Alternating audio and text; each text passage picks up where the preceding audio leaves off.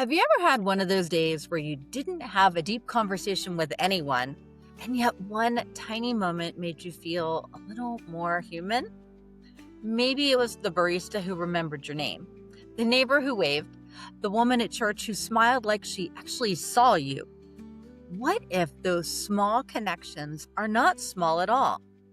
Today, we are talking about the art of the acquaintance and why science says those brief, friendly moments matter more than we ever gave them credit for.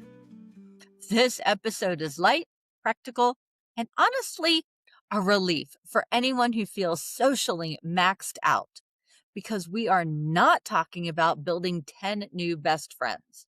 We are talking about something research calls weak ties.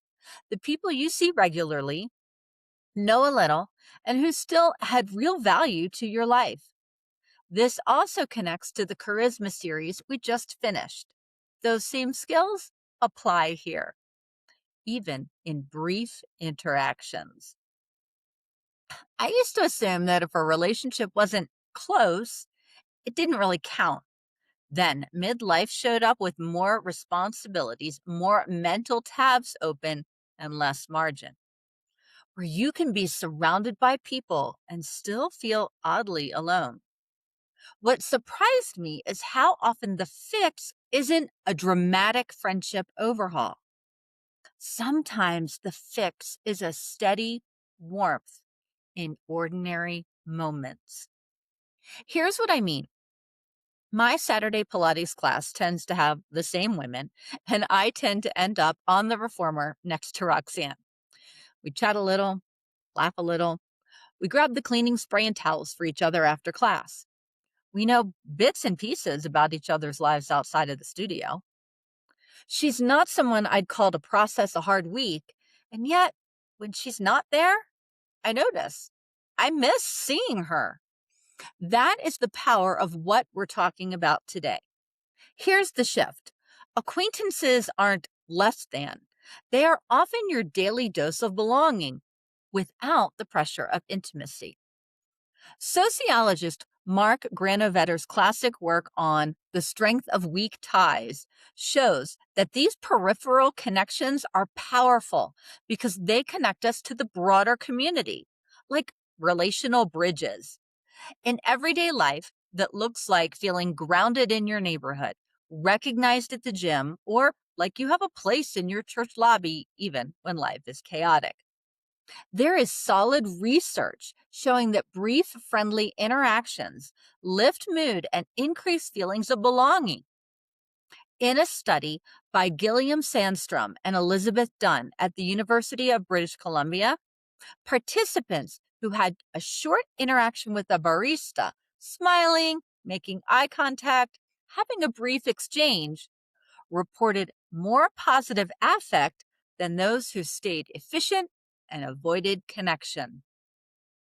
That quick moment at the coffee counter wasn't just pleasant, it made people feel like they mattered. In separate research by Nicholas Epley and Juliana Schroeder at the University of Chicago, commuters were asked to either talk to a stranger on the train, or sit in solitude, or commute as normal. People predicted they'd enjoy the solitude more.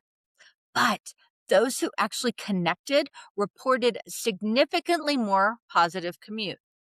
We underestimate how meaningful a small connection can feel and how willing others are to engage.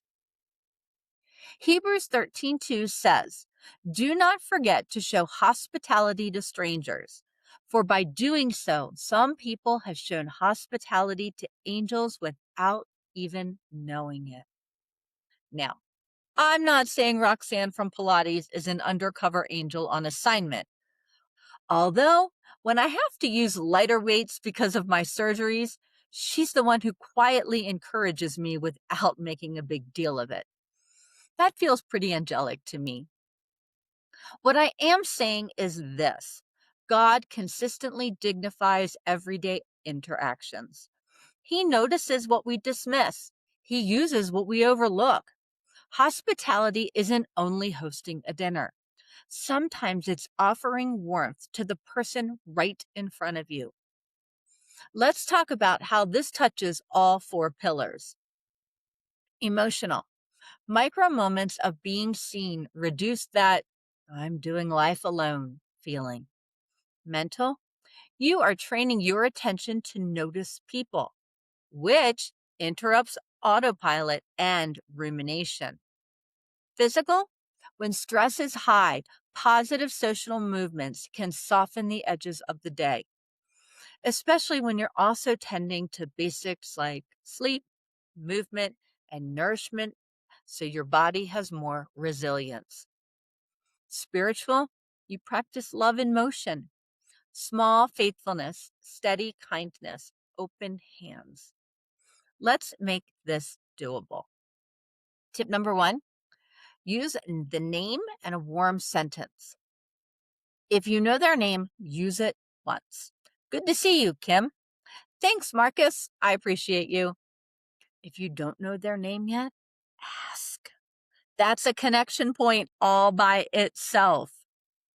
Tip two, a one question bridge. Low pressure. Choose one gentle line that feels like a ramp, not an interview.